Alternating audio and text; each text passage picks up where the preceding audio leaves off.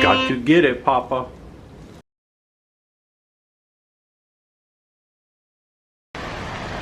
Well, look that. But you never guess who lived in that house. Okay, I'll tell you. Davy Crockett. And this is in Tennessee. And this is the last house he lived in before he went off to the Alamo. And never came back, unfortunately. But that's it. We're gonna go check it out.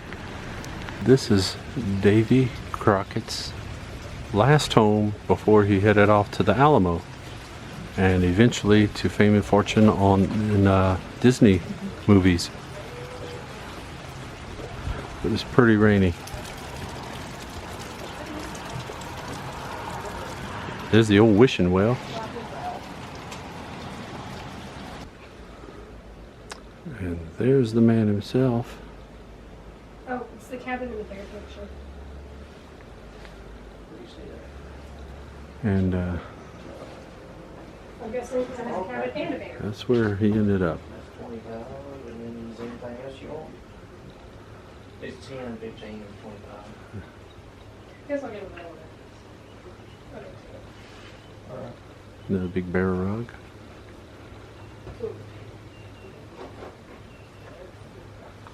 Yeah, I'm trying to think. There's a goose coming out of the chimney. September or October. I think it was either that month or September or October, because I remember when I hired them, it wasn't long after I worked here that they started doing that. September or October. Because I don't remember that it was really cold. I remember marching in the parade. And Yeah, look at that cool bandana. Right there. And oh,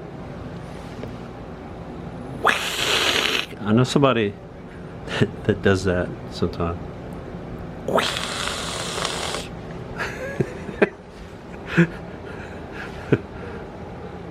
Always wanted to do that. But yeah, in case you didn't know, that's a bobcat. And this is a young raccoon.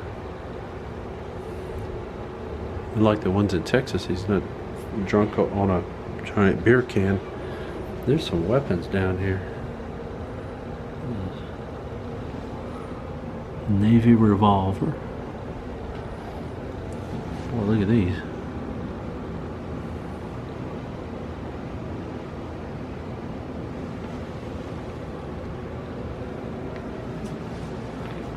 Some cool Davy Crockett souvenirs down in there.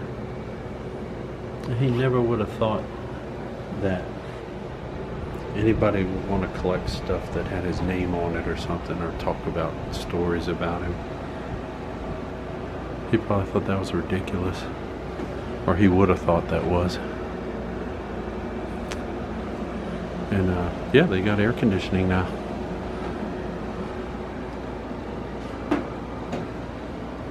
The hunting rifle.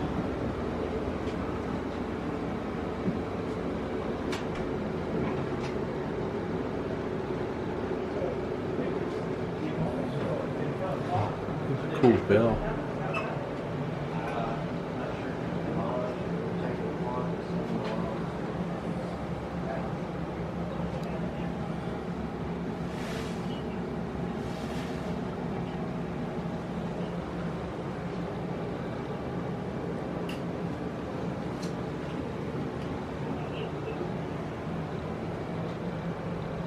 An authentic Davy Crockett cannon lamp.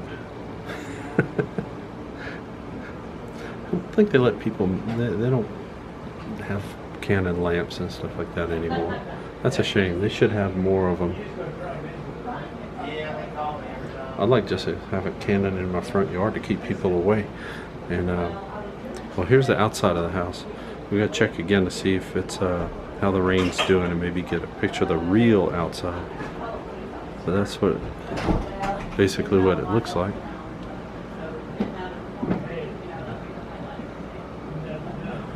And right now I'm in that room. I'm in there.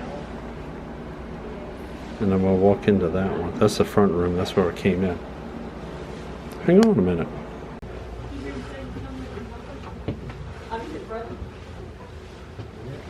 Ooh.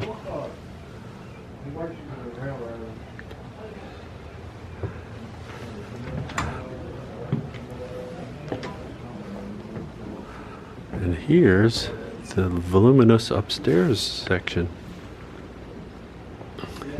There's an apple cider mill. Blech, I can't even talk. Oh, look. It's a big yoke for the oxen. And that's no yoke. You get it? No yoke. No yoke. And look, no yoke. And look, yeah, there, ox yoke. That's no yoke. No yoke. I'm gonna roll. Okay, we're gonna use the loom. That thing's big.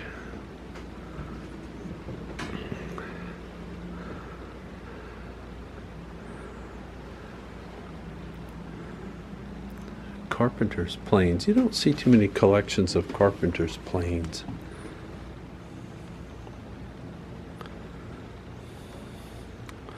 But what I believe these were, in addition to just being planes, the blades have shapes to them. If you see those little sort of tabs on top,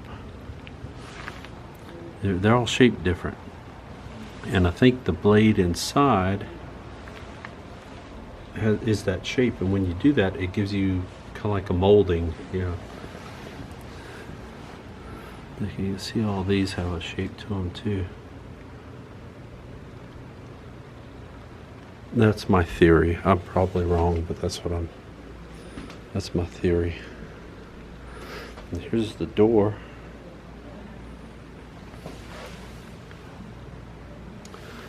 It's on the floor. Gosh, that's a rhyme. I'll tell you, I'm on a roll here. And this was the upstairs bedroom. I believe they keep the kitties and stuff up here.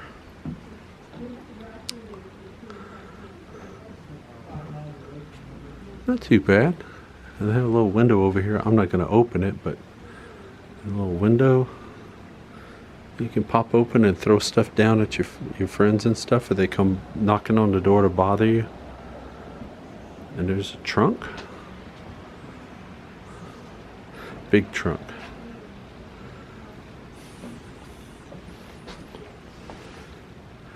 Oh, well, this isn't actually the bearskin rug right here, but this is. Because you know how the song goes. Killed his first bar when he was only 3. He threw a rug on the floor and he fell down on his knee. I don't think that's the right words, but that's my interpretation. It's pretty cool, and it's keeping out the rain very efficiently. Well, after that brief stop in Tennessee, we continued on down into the state of Mississippi. And this is the bustling downtown area of Corinth, Mississippi. And there you go, we got the courthouse over there, Courthouse Square. And but where I'm going is on the other side of the street here. Actually, let me wander around a little bit. Try not to get run over. And I'll show you where I'm going.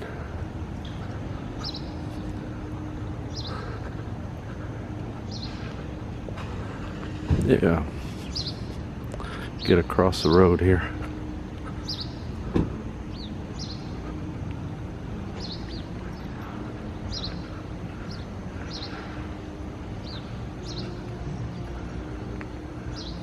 Statue of Colonel Rogers. But over here is where I'm going. Borum's Drugstore. And if you wonder why I'm going there, it's because it's also a soda fountain and has been for many, many years. I think it's the oldest continually operating pharmacy soda fountain in the country, something like that. So I'm gonna go get a little cool treat this morning. Inside is all things you recognize from pharmacy days and things you recognize from soda fountain days. And they have specials. That's for a little bit later. I won't be getting anything like that, but let's see what else I have.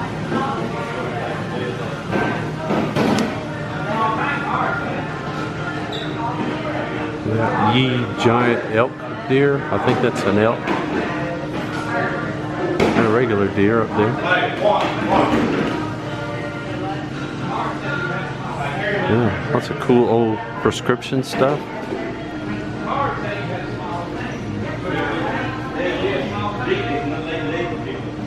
There's a picture. This will put it in perspective how long this place has been around.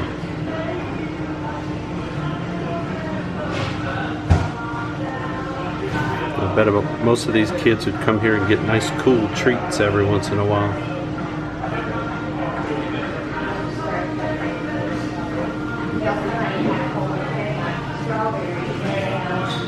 Kind of broke in early. They just opened up, so that's why there's nobody much in here.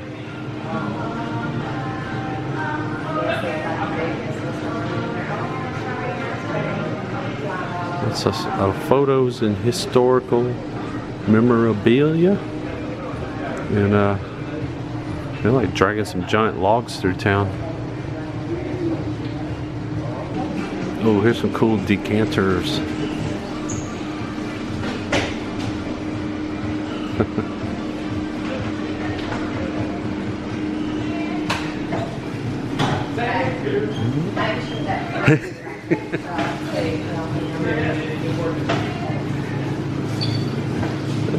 We've got all kind of cool old stuff in here.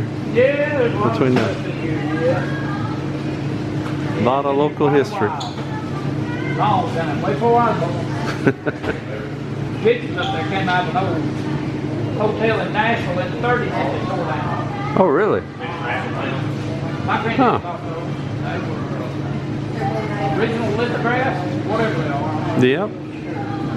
Huh. Stonewall Jackson, Robinson Lee. Yeah.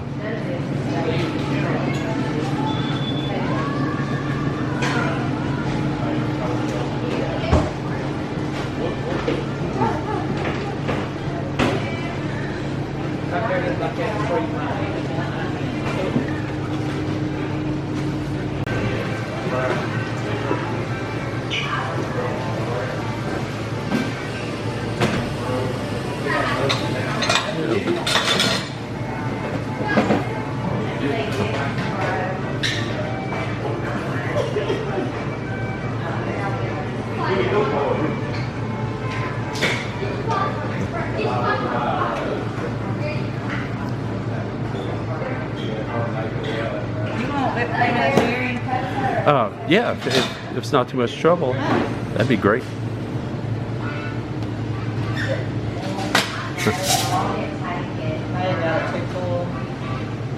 Oh.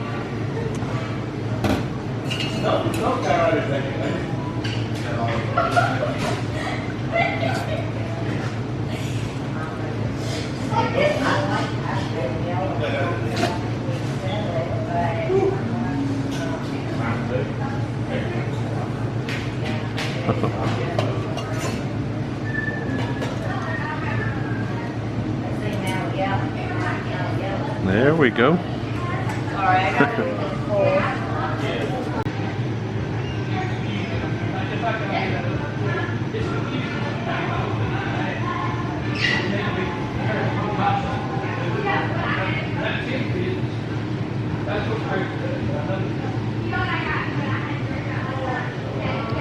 Now that's a Coke float. That was good. That was like the best Coke float, just a Coke float, but that was like the best thing because they had the soda and they mix it and everything, and that was good. So, look that. Roscoe Turner Field, Turner Aviation.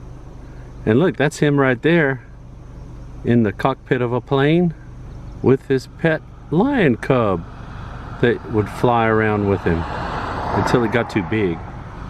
Then it stayed at his house. So, yeah, let's go check this out. Oh, y'all, look that. I think that's what I'm gonna fly on today. Get it off those bricks.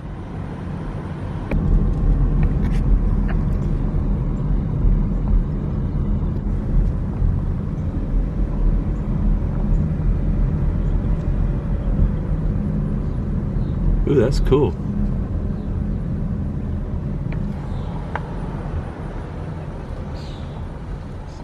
Look at that. I would like to fly in that. That'd be fun.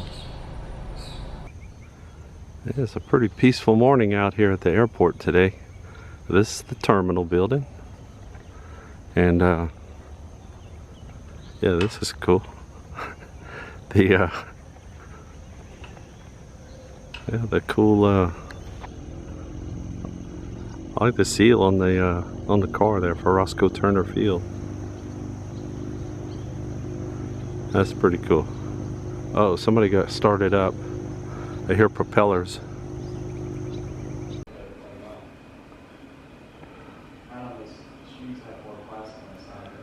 Here's some stuff. The Turner was kind of a pioneer as far as sponsorships and racing, because he raced planes like the Weddells, and he flew for Gilmore Oil. And there's his lion cub. He's getting bigger in that picture, but his lion was named Gilmore, and he'd ride in the cockpit with him until he got too big. That picture, he got pretty big.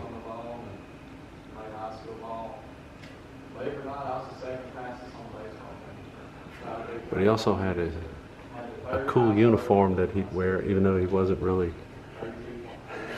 didn't need to. He had a cool uniform. That's a trophy right there. One of those air racing trophies, huge things.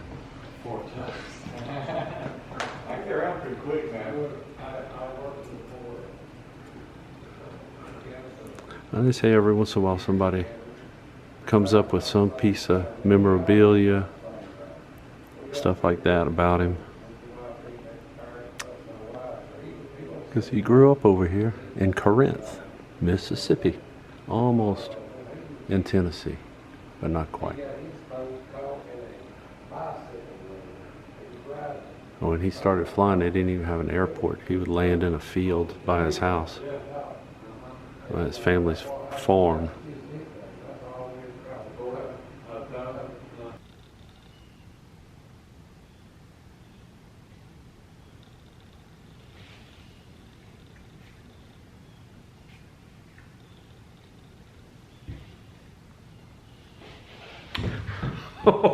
Oh, hi. Yeah, I'm here to add a little bit of information as to what the big deal is that I was so interested in stopping in Corinth, Mississippi, and talking about Roscoe Turner so much. Well, I've had an interest in him and this whole era that he was involved in, the golden age of aviation and everything, for a number of years now. And it's just a fascinating time. And I wanted to go visit that area for a long, long time, and I finally had the opportunity to go visit his hometown and visit the airport that was named after him. And there are people, there's not too many left now because that was a really long time ago. We're talking about, for the most part, the air racing and everything of the 1920s and 30s. It carried on for a while after that. But there's people still around that area who remember the family, and I think there may be a couple left who actually still remember him when he lived there and would visit the area from time to time. But I wanted to explain a little bit more about his, he was a pilot. Okay, number one, he was a pilot. He would race airplanes, and he was almost kind of a pioneer in, when you think of racing, race cars and everything, NASCAR, you have the guys with the patches all over them and everything for their sponsors. And he was kind of a pioneer because he worked and represented Gilmore Oil for a long time, back in the late 20s and early 30s, before that kind of thing was really, really super common like it is now. And so Gilmore Oil actually had two different airplanes. They had a bigger plane, like a passenger type plane, that more people could ride in. And it had the big logo on the side, Gilmore Oil and everything. And then they had the racing plane, which was the main thing that Roscoe Turner flew. And it was painted the same way. So company colors, everything, the same lettering on the side and all that. And the mascot for the Gilmore Oil was a lion.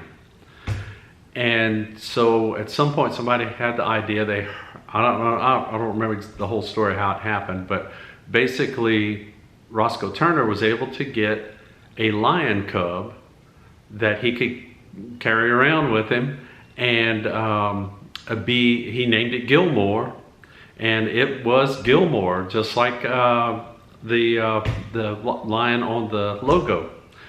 And so he worked out a pretty good deal. It's like back in the days, and look, I have a picture here. Here's Roscoe and Gilmore holding Gilmore, and I think that's the bigger plane I don't think that's the racing plane. I think that's the bigger one. But yeah, he would, back in those days in the 1920s and 30s, when there was they had these, they would do this. You'll see pictures of him with the flaps on his helmet up like that. That's so you can hear. Because when you have them down, you can't hear much. And at the same time, well, they didn't want to have to hold their hat, so they would flip them up like that, and they didn't want to take their hat off because the hair was all messed up. You know, bad hair day, hat hair, and all that. But anyway, back to the subject. Yeah, back in those days when Roscoe Turner was air racing with them, they would actually get in their plane and fly to wherever the race was, do the race, and then either fly back home or fly to the next place or whatever. And so in the race plane, which here's a picture of the Gilmore race plane. Let me make sure it's focusing on that. But you see, it's a one-seat plane. It's a race plane. It's had to be as light as possible and all that to be able to be super fast. Well, behind the cockpit, behind the seat, there's a little compartment. And the common practice was whenever you're going somewhere, you pack your stuff up that you need, you pack your bag, you put it in a little compartment, and boom, you take off, and you have everything with you. Well, Roscoe Turner also had space back there for Gilmore, as long as he stayed a lion cub. And gradually Gilmore got bigger and bigger, and he wasn't able to fly with him anymore. And so he still made appearances and things like that, but at the same time, it was kind of like he was like Roscoe's pet. So at the same time, they kept him at home at their house, and they had like an enclosure for him and stuff, and he would stay there, and Roscoe would come back, and it was like he was like kind of like a puppy or a big dog, a very big dog, and they kept him as a pet. Well, as you know, things go, eventually Gilmore passed away, as old lions do. And but Roscoe had such an attachment to him that they decided to stuff Gilmore, and he kept stuffed Gilmore at his house, like kind of in the living room or something. And I think that Gilmore is still around. If I can find the location, because I heard one time something about it, and I don't know if that's still accurate or not. That was a long time ago. But yeah, Gilmore was on display somewhere, some museum. Also, I'm pretty sure this plane or a replica of it is on display in more than one museum, if I'm not mistaken. I think the Smithsonian actually has one of Roscoe's planes. I think this version. I think as things go over the years, a couple of things disappeared or were destroyed or whatever. So some things have been lost, that type of thing. There's a couple of other things I have here. This, and I'll put some information about this. If you want to find out more about Roscoe and Gilmore and air racing and all that kind of stuff, here's a really good book about him. And you can see it's a tick book. It's very tick, and there's a lot of words in it. So you know, don't get upset or don't get discouraged.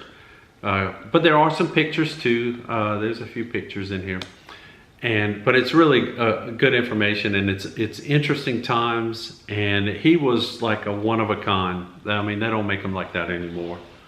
And it was something I've always been interested in. So when I had the chance to go by there, I wanted to go by and also enjoy a delicious Coke float. And that happened too. So I think that's about it. And yeah, I think that's about it. So I'm gonna get ready.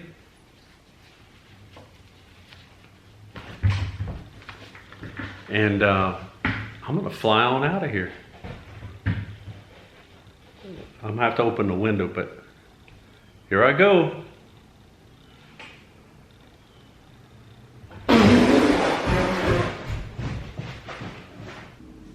There's still a little bit more left to do in Mississippi, so keep an eye out for the next Looked At.